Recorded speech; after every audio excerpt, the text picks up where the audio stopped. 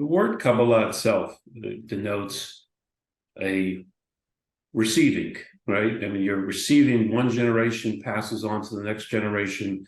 There's a whole Masoret, if that's the right word, a tradition that's passed on from generation to generation. Did Gershom Scholem study Kabbalah with Mekubalim?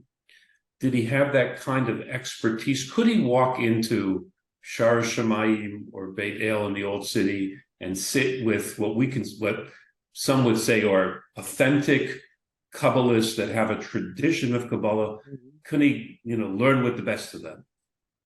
That's an interesting question, which is very speculative.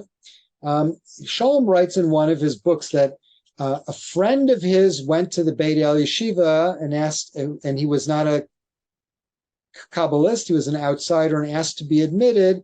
And they were told him, "We'll let you here if you promise not to ask any questions." And he refused. And most people assume that Scholem talking about himself.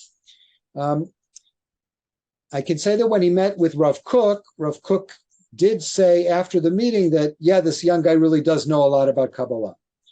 He was not a Kabbalist. He would not describe himself as a Kabbalist. He would describe himself as a historian of Kabbalah.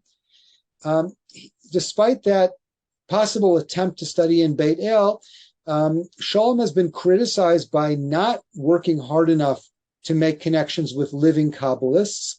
My teacher, Professor Moshe Idel, once said to me, an anthropologist will go live in the jungle on the other side of the world under horrific conditions for years, not knowing the language in order to study the natives.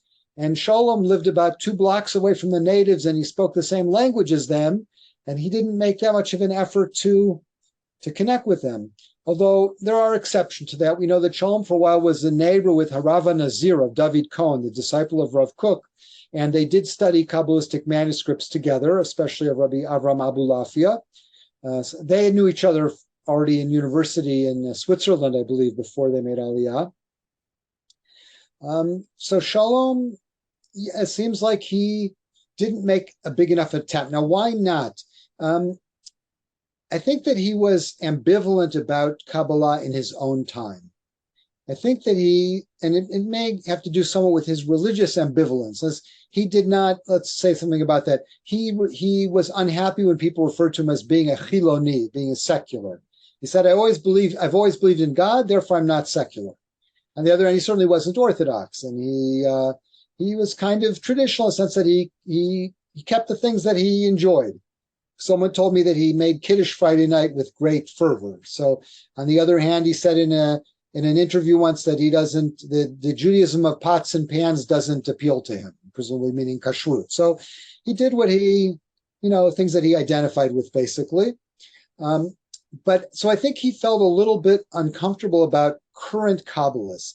He really talks about 2 Kabbalists that he felt were great mystics in his time, one being Rav Kook, who he mentions in several places, and paradoxically, the other one being Rav Arla Roth, who founded what later became known as Toldos Aron, extremely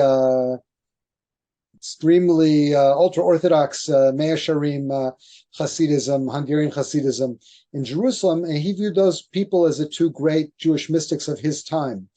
It's a very interesting combination. But one gets the sense that he wasn't sure about the future of Kabbalah.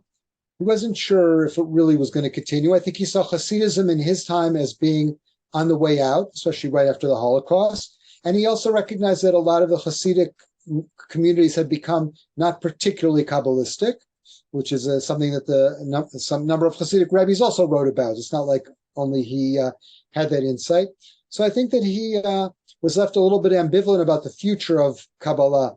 Although at the end of his major trends in Jewish mysticism, the last chapter being about Hasidism, which he calls the latest phase, he ends, and they were oral lectures that he gave in New York. So his last statement was something like, okay, this is the Kabbalah up till now, and what will the future be? Well, that's for prophets, not for professors to decide, but no one knows. It could break out in you or in me, or something like that, implying that, yeah, maybe there'll be another big outburst of Kabbalistic mystical activity in the future.